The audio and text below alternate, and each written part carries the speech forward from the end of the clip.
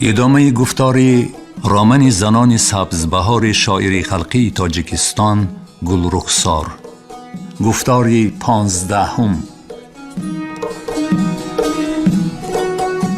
با پاس این بوسه او به سبزبهار قهرمان برگشتنی بود.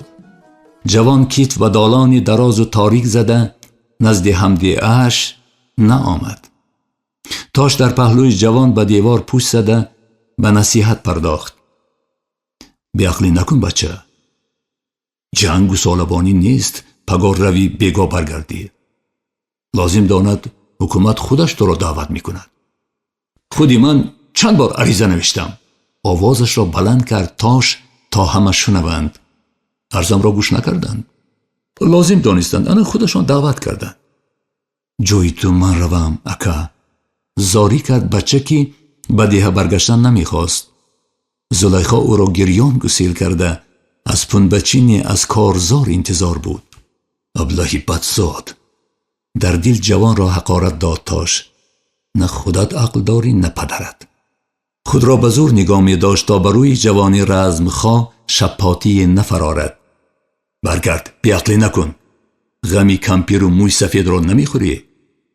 کمی دیگر صبر کن، با بلاغت میرسی، میروی. جنگ ما 1 ساله و 2 ساله نیست. نصیحت کرد حمدی اش را. و با همین را دلی از ترس و هراس لرزان خود را آرام کردنی شد. تاش به جوان سرخم و ناامید چیزی گفتنی بود. جمع آمدگان با جنبش آمدند. در دالان دراز یاغ خدیر پیدا شد. دلی تاش به تپیش در آمد. بلاگردان اندر آن نبود است. واه! اگر در نبودنش او را دعوت میکردند چکار میکرد؟ رئیسی از همه کلان جنگ. همسایه‌اش را نیخته کرد تاش. بچه‌اش در جنگ شهیدی اعلی شده است. همسایه تاش به ارواح جوانی شهید دستی فاتحه بالا کرد. تاش نیز ظاهراً به او پیروی نموده خود به گوشه چشم قدم‌های نایبی رئیس را میشمرد. این مردک حرام است. سکیج را از دهان شیطان میزند. گفت مردی میان سالی که اینجا به چی کار آمدنش معلوم نبود. برای تهمت آدم را میشینانند. مصلحت آمیز مردک را آگاهانید همسایه‌اش. در حق رئیس ناانصافی نکن، تاکید کرد تاش. رئیس نه، یکی از نایبان رئیسی کام اجراییه. هرچند خدا را رئیس گفته میگردد. بلند گفت مردک. از جانت نمیترسی؟ سخت گفت تاش. با مقصدی که گپش را همه شنوند، حتی بلاگردانی نزدیک شده نیست. از جانم نه، از بیشرف ها میترسم. تو هم بیشرفی که طرفی بیشرف را میکری. ای بدهانت نگاه کن. بلاگردان نزدیک آمد و تاش به استقبالش 2 دست بالای دیل از جای خیسته احترامش را به همه نمایش داد. السلام علیکم رئیس کلانی. چند تنی دیگر به تاش پیروی کردند. خدیر به سلام حاضران سرجنبان جواب گفته پسی دری وهمانگیز پنهان شد. شخصی که نایب رئیس را بد گفته بود سخت خندید. گوسفند را نه زدن، با گوش جنگ نمی کنند گفتن، با چنین بی اعتنا گذشته رفتنی بلاگردان تاش را یک باره پکر کرد. نخورده و نبرده گرفتش دردی گرده. یقین کرد که این بار به سبزبهار برگشتنش امری محال است. تاش آخون! صدا کرد ناظر حربی از آستانه. وقتی تو را جیغ میزنند زود جواب نده، خودت را بکری انداز. مصلحت بلاگردان به یادش رسید و از جای نجنبید. تاش آخون هست؟ تاش آخون! تگی بینی او داد میزد سرژند. اکی تاش خیز! او را نیخته کرد ظفر. تاش ناعلاج خیست. من چرا جواب نمیدی؟ او چنان به حیرت به ناظر نگریست که گویا نام پدری گرگ خورده‌اش را بار اول میشنیده باشد. بلاگردان که با پدر جوانی جامه بی‌قصب پوش گپ‌گذرانی میکرد گویا به خانه در آمدن تاش را ندید. او به موی سفید گفت وقتی توی صورت یافتی موی سفید جنگ می رود و سلام، میفهمی؟ یا تکرار کنم؟ قانون و قاعده حربی برای همه حتمی است. لازم آید خودت را هم به جنگ میفرستیم. فرستان میروم، تو مرا از جنگ نترسان. 2 پسرم در جنگ است، اینش هم میرود. گفتم که تا توی نکند بر رفتنش ریزان نیستم. لازم شود از رفیق ستالین 2 روزه جواب میپرسم. کی میداند چی میشود؟ از او نشانه ماند. همتان به توی بیایید. جوان ناریزا طرف پدرش مینگریست. داماد را مجبور کردم جامه دامادیش را پوشد. با هوسی حزن‌آلود سر تا پای پسر دامادش را تماشا کنان گفت موسفید: بچم را بینید مردم، داماد را بینید. حاضران با هم گوشکی کردند. آیا من نمیخواستم پسرم جامه دامادی پوشد؟ جامهش در میخی خانه آویزان است. خدیر علمش را به سلفه سوزانده علاوه کرد. هر کار وقت ساعت دارد. در پیش پایت مرم. رئیس کمیسیه را زاری کرد موسفید که از علم ریش سفیدش می جنبید. رفتیم پدر. از آستین یک تکی پدرش کشیده گفت: پسر، راست میگویند هر کار وقت ساعت دارد. نمیروم. خودت رفت. کودکوار گریان شد پیرکی. به اسکر 1 هفته مهلت داده شود. گفت رئیس کمیسیه که تا این دم سراسیمه چیزی می نوشت و گاهی سر برداشته به بحث آنها گوش می داد. و باز روی کاغذ سرخم کرد. تنها 1 هفته. موسفید از خرسندی گریان پسر را آغوش کنان خانه را ترک کرد. دلیتاش به حال بلاگردان تنها سوخت. موسفید و پسری اسکرش را بد دید. به قدرت نایب رئیس در دل شبهش پیدا شد. خوش به تاش نگریسته گفت رئیس کمیسیه. او را ناخست با تلفن از مرکز جیغ زدند. دوام دید رفیق خدیر. او سراسیمه رفت. خدیری خدا داده که الحال جای رئیس بود از سری میز تا آستانه را با قدم چین کرده نزد تاش قرار گرفت. گویا او را بار اول می دیده باشد. سر تا پایش را با نگاه چین کرده پرسید: تاقیت را گیر. تاش تاقی گلدوزی کرده نقره را از سر گرفته غیجیم کرد و بازگشته به سر ماند. این تاقی سرخک از کدام جماعت است؟ گویا همان دم تاقی سرخک را فراموش کرده بغض دلش را گشاد. گویا جگری آنها میسوخته باشد و از ما نه. گویا بچه های آنها عزیزند و از ما پرتاف. آدم از غم میمرد، من میمردم. گپی او همیشه بی سر و نوک از عرش و از فرش بود. مگر برگشتن رئیس به یادش رسید که به جایش گذشته نشست و سراسیمه پرسید: خوش، این تاقی سرخک از کدام جماعت بوده است؟ از جماعت کمونه، گفت سرژنت. حجتش را فراموش کرده است. این خبر خدیر را حیران کرد، اما سیر بای نداد. کلت را فراموش نکردی؟ گمان میکنی ما نیرنگی تو را نمیفهمیم؟ ای تاقی سرخک، نزد آدمان در آمدی. سرپوشت را گیر. شورید 1 بار خدیر. گویا سببکاری سر شدن جنگ تاقی تاش باشه. چی هنر داشتی که همه در جنگ و تو تررم برگی کرم گفته گشتی؟ چه جرم داشته است؟ پرسید یکی از اعضای کمیسیه. کسی از حاضران جرمی نوآمده را نمیدانست. یاغی خدیر و یکی از اعضای کمیسیه آیسته چیزی گفت. تاش آخون، تو را میپرسند. از آستین جامه تاش کشید سرژنت. لبای اکی قیامتی، جواب داد تاش. چرا زود جواب نمیدی؟ ناریزایی کرد سرژنت. تاش به مردی حربی لباس سپس به حاضران چنان حیران نگریست که نه تنها دیگران و خدیر حتی خودش هم به کر بودنش دمی باور کرد. نمیشنود، گفت مردی که دکتر بود و خدیر به او گوشکی کرده بود. مردی میان سال به تاش ناباورانه به معنی تا آخری بازی داشت میداده باشی نگریست. او تاش بر اینها را، بلکه آنهایی را که برای جنگ نرفتن دست و پایهایشان را شکسته بودند میدانست. خدیر به حاضران مراجعت کرد. این همان مردی است که باز به همسایه‌اش گوشکی کرد.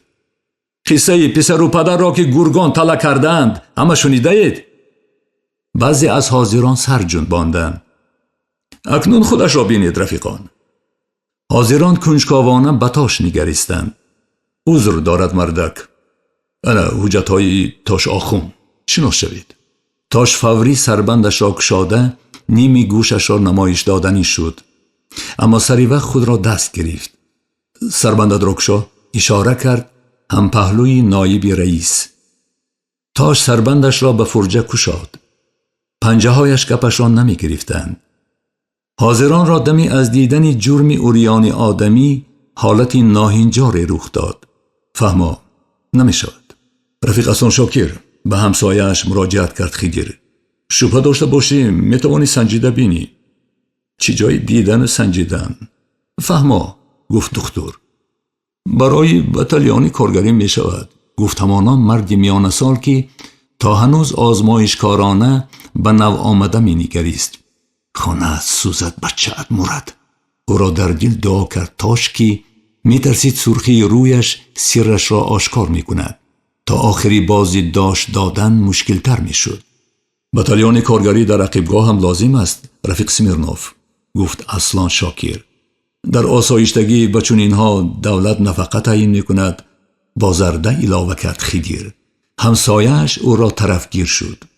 و بر اینها در کالخاز همچون آب و هوا لازمند. سبب جدی به فران نرفتن این مردک را نمی بینیم. اول خدیر سپس تاش را کشت سمیرنوف. من می بینم نمی شود. سخت گفت خدیر که تا ترکیدنش نفسی مانده بود. سمیرنوف چیزی گفتنی بود اما نایب رئیس امکانش نداد. دیگرش را دعوت کنید. به پایان بحث نقطه آمیرانه گذاشت نایب رئیس. تاش هنوز در جایش می ایستاد. نقشش را عالی جناب بازیده مجال جنبیدن نداشت. رو جواب. اشاره رفتن کرد او را سرژند. بعد به حاضران رو آورد. او را از خدمت تماما آزاد باید کرد. میرزای پسیمیز قلم را به دست گرفت. برای فرانت شیرمردان لازمند، نه کلوکور مسخره بازها. برای هر کلوکور چنین وقت صرف کنیم کاری اساسی چی می شود؟ تو سمیرنوف جز به خودت به کسی باور نداری. دانسته باش من دیگر طاقت نمی کنم. من بعد در این خانه یا تو می استی یا من. می بینیم گفت سمیرنوف. چرا می بینی؟ داد زد خدیر. می بینیم. همچنان آرامانه جواب داد سمیرنوف. جوابنامه در جیب تاش سوی سبزبهار بی پر پرواز می کرد. به درخت خشک مزاری لطه‌بند رسیده از آستین جامه‌اش رشته کنده بست. سپس سری پا نشسته به روح و ارواح خدیر برای پیشروی و برای کارش دعا و فاتحه خواند. به رئیس بیمار مرگ و به رئیس شرمندگی خواستن را نیز فراموش نکرد. از آنکه او نیز هم معلومات صنف دویم داشت و حسن رضا هم در دل خرسند بود. دهان جوا را بند، از راه نمانیم، گفت رئیس جماعت به مدیر. زیکه نمایان شده حرکت دستان مردک سست گشت. حالت مدیر از چشم زیبا پنهان نماند. کنجکاویش بالا گرفت. سرتاپای مدیر انبار را که هدیه مینت کشانی جماعتی کمون را در جوال جا می کرد ناعیان از نظر گذراند. مردک گویا به توی دامادی خود می رفته باشد. نهایت آلفته بود. انا گپ در کجا؟ خرامان و کاکل جنبان آمدن زیکه را دیده اندیشید زیبا. زیکه که همیشه خود را از جمعیت زنان دور می گرفت این بار هم بعد رفتن همه سبد شدر بند دست آویزان پیدا شد. گویا تاش را ندیده باشد. نزد رئیس جماعت به فرجه هدیه هایش را بیرون آورد. انا زیبی جان، یک جفت دست پوشک، یک جفت جوراب، اینش یک کف چارمغز و غولینگ، دیگر هیچ چیز ندارم. عذرخواهی کرد در آخر، هرچند بیش از همه چیز آورده بود. زیبا عطای زیکه را به تاش داد. آنها آشکارا به یکدیگر نگاه نمی کردند. اما معلوم بود که در این صبح سردی تیرما تنها یکدیگر را می بینند و از حضور هم گرم دل و گرم جانند. زیکه از تگی سبد کدوچه را برآورد. نمایشکارانه به زیبا دراز کرد. در این کدوچه ناس برای موی سفید غریبم. زیبا تبسم کنان کدو را به مدیر داد. لطفی ناسالودی زن به حقرسی بالای عرابه نفارید که نمایشکارانه دهان کدوی رقیبش را گشاده به کف کرای ناس ریخت و تگی زبان پرتافت. زیکه نیست که نازکش بودنش را از کسی پنهان نمی داشت. کفش را ناز کنان دراز کرد. تاش بی سخن به کف زنک ناس ریخت. گنگک بازی کنی هایش دلگیر کننده بود. ای کن مدیر.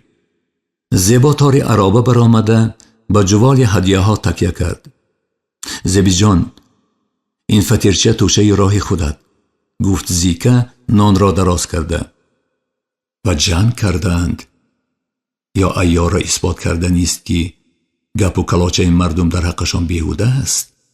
می اندیشید زیبا به صنعتی زن قائل شده. توشه دارم، نان را برای بچه هایت مان.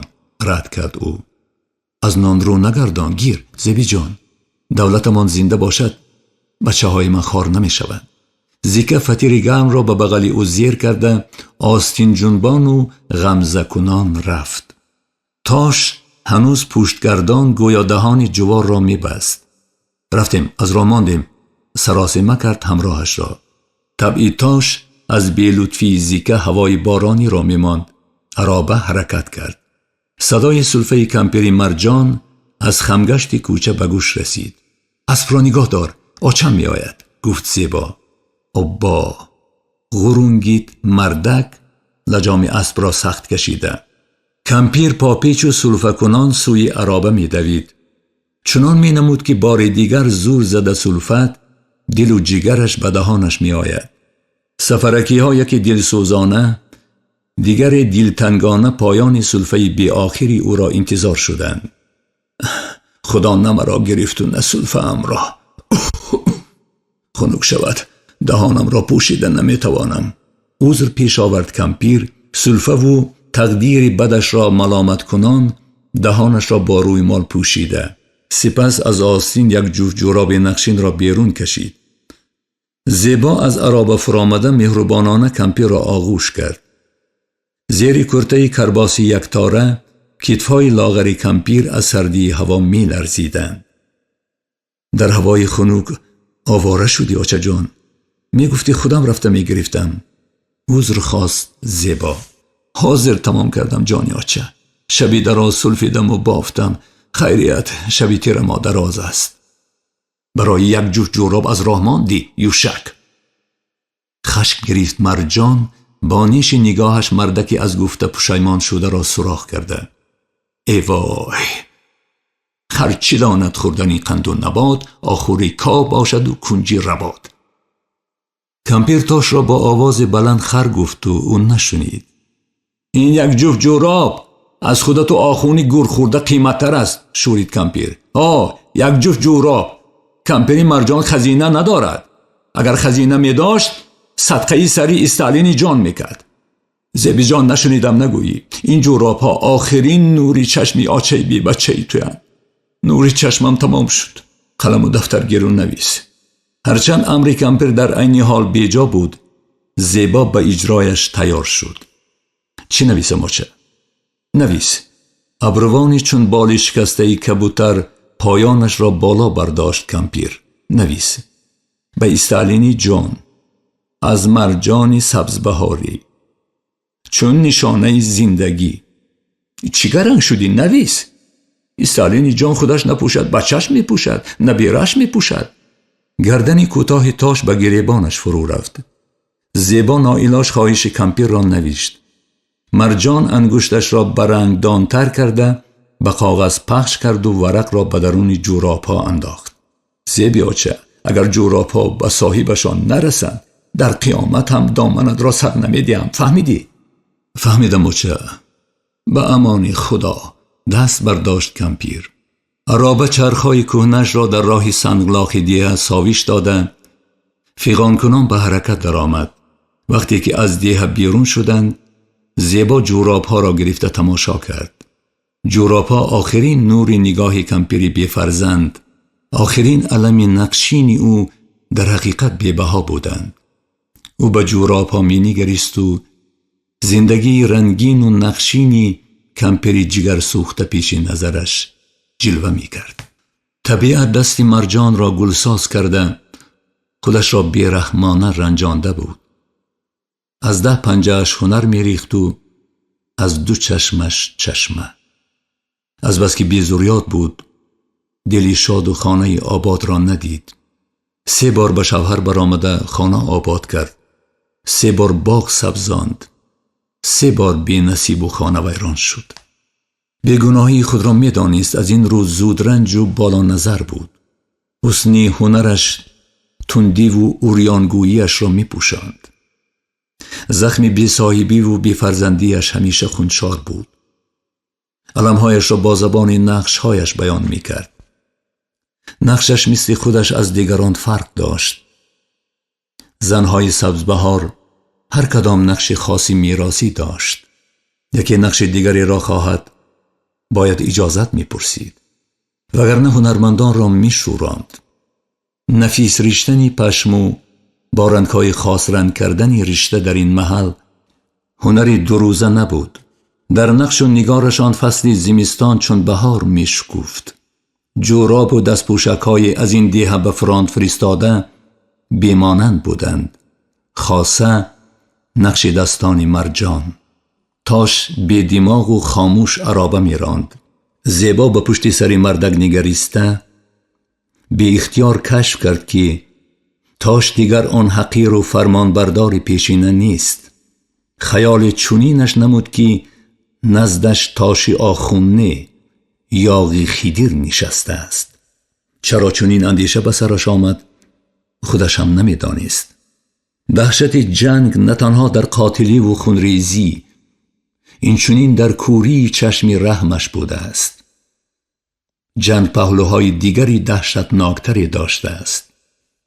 کلال جنگ از تاشی که نان سیری و کرپه برابری پایش را آرزو داشت شخصی دیگری ساخت. شخصی که هنگامی از پس دروازه ملا نعیم گذشتن بی اختیار دست احترام روی دل می نهاد. اکنون راست به چشم دختری اون نگریسته عیان ناپسندی می کرد. نگاهش روزا روز بی پرده می شد. او کلید انبارها را به کیسه شیمش نه به بند تسمه پهنی سنگکدارش آویخته می گشت. هنگامی راه گشتن کلیدها جرنگ جرنگ صدا می دادند و لذت می برد. همین صدای کلیدش ذکر را رام کرد. جنگ بدیهی بیمرد که جزیره عورتان را می ماند تاشی دیگری را انیخترش آنی بوده را از پرده زبونی بیرون کشیده سر داد. دیروز به زیبا خبر دادند که باید توفه های مینت کشان را برایان از آنجا به شهر برد. زیبا مدیر را به اداره دعوت کرد. مدیر 2 دست در کمر نزد رئیس جماعت می ایستاد و با نگاه بی پرده اش او را می آموخت. چیزی گفتنی بود و لب می خواهید. خلیفه بابا که گاهی رگ مسخره بازیش می جنبید مردک را ترسانده گفته است که به نام او باز دعوتنامه آمده است. تاشین بار بر رئیسه که بودنش را نمایش دادنی شد. رفیق نعیمی خوش به من چکار داری؟ بگو میدانی سگیت را بگو. زیبا میخواست تاش از نام جماعت هدیه مهنتکشان را ستالین آباد برد. وضعیت همین را طلب میکرد. در این مسئله رازگی رئیس را هم گرفته بود. به طرفهای پایان میل سفر داری؟ پرسید مدیر انبار را که نگاهی بی‌پرده‌اش غضبش را می آورد. تاش یک باره چنان زبان برآورد که نه تنها زیبا را بلکه دیوارهای اداره جماعت را نیز حیران کرد. اول تابوتی تو و رئیس لنگت را به مزار میبرم و بعد به جنگ میروم. مدیر در اداره جماعت را از پسش چنان سخت پوشید که یک پاره انداوه کنده شده افتاد. زیبا که چنین رنگ گرفتن گفتگو را چشمدار نبود پس میز شخص شد. چون به خود آمد با فراست دریافت که تاش یک گوش را پیرش خیدیر است و او را قوت و تمکین می باید که به این دو تن تسلیم نشود، بلکه در این محاربه سربلند غالب آید. رئیس را گویا از اداره سور کرده باشند. دوان از در برآمد. نمی‌دانست چرا از پی مردک چنین تند و با غضب می‌دود، اما عاقلانه می‌فهمید که این بار تاش غالب آید، دیگر اصلا گپش را گذرانده نمی‌تواند. رئیس مدیر را نیمی را دریافت نمود. خاموشانه با پنجه‌های لرزان از گریبانش گرفت و سوی اداره جماعت کشید. اندرون اداره مردک را سخت تکان داده گریبانش را سر داد. بعد این واقعه را بارها یاد آورده حیران بود چرا تاش مقابلیت نکرد. زیبا مشتش را فشورده آرامانه اما زهرآلود گفت: پگاه تا پیشین همه هدیه های سبز بهاریان را جمع نکنی، از 7 پشتی نعیم گشته باشم، بین مردم برویت توف میکنم. زیبا مردک را در اداره مستر مانده خودش برآمده رفت. تا روز دیگر در غم آن بود که اگر تاش سپارشش را اجرا نکند مجبور است گفته‌اش را بکند. از قسمش 100 بار پشیمان بود، اما قیصری مدیر را بخشیدن نمیتوانست. وقتی تعیین شده عرابه کلخاز درونش پری هدیه بود. نزد اداره رسید. تاش جلوی اسب را سر نمیداد. انا این گپی دیگر، گفت زیبا بی اختیار، تبسمی قناعتمندیش را پنهان کرده نتوانسته. عرابه نزد بینای کمیته اجراییه قرار گرفت. تاش جوال در پشت از پس زیبا وارد بینا شد. قبول هدیه مینتکشان در اوج بود. یاغی خدیر که نشانهای بیشماری برایشان معلوم و نامعلوم را به سینه آویخته بود، دست در کمر به یاردمچیانش سپارش میداد. سبزبهاریان نایب رئیس را دیده سراسیمه شدند. خدیر قناعتمندی یا نارضاییش را با چین ابرو یا تافتن بروتش اظهار نموده، در دل شخصانی که بار اول آستانه کام اجرایی را زیر می کردن نسبت به حاکمیت و نماینده هایش تخمی هراس می کشت. زیبا بعد حادثه در تنگی در روی داده از مردک ناخلف حذر می کرد. خدیر نیز با او سری صحبت نمی جست. اکنون خواه و ناخواه باید به هم دوچار می شدند. نایب رئیس زهر کینش را به کاسه سبز بهاریان چکاندن را کیها آرزو داشت. او رئیس جماعت کمون را روی راست که از سحر با نگاه بین حاضران می جوست با تیر مسخره استقبال کرد.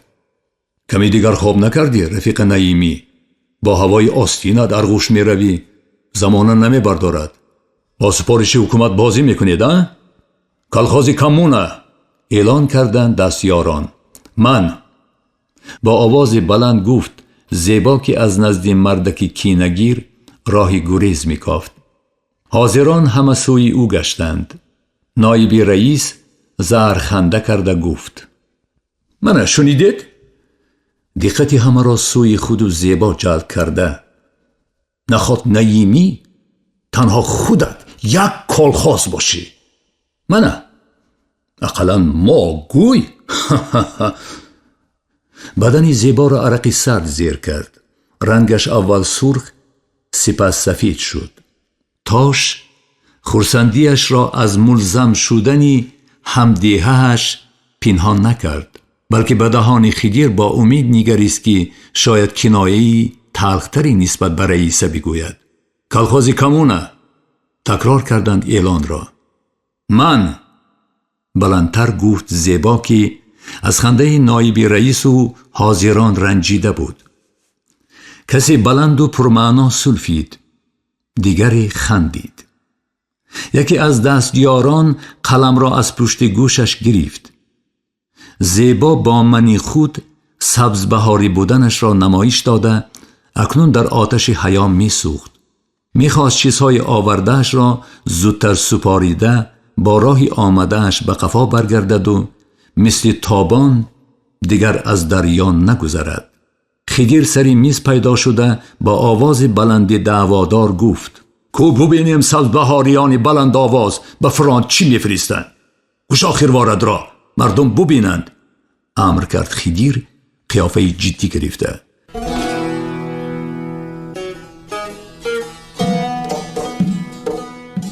انجام گفتاری 15 رامن زنان سبزبهاری شاعری خلقی تاجیکستان گلرخسار. در آماده نمودن گفتار اینها سهم گذاشتند: محرر کارمند شایسته تاجیکستان شهاب الدین حق نظر، راوی هنرپیشه خلقی تاجیکستان محمد جان شادی، کارگردان طالب محمود.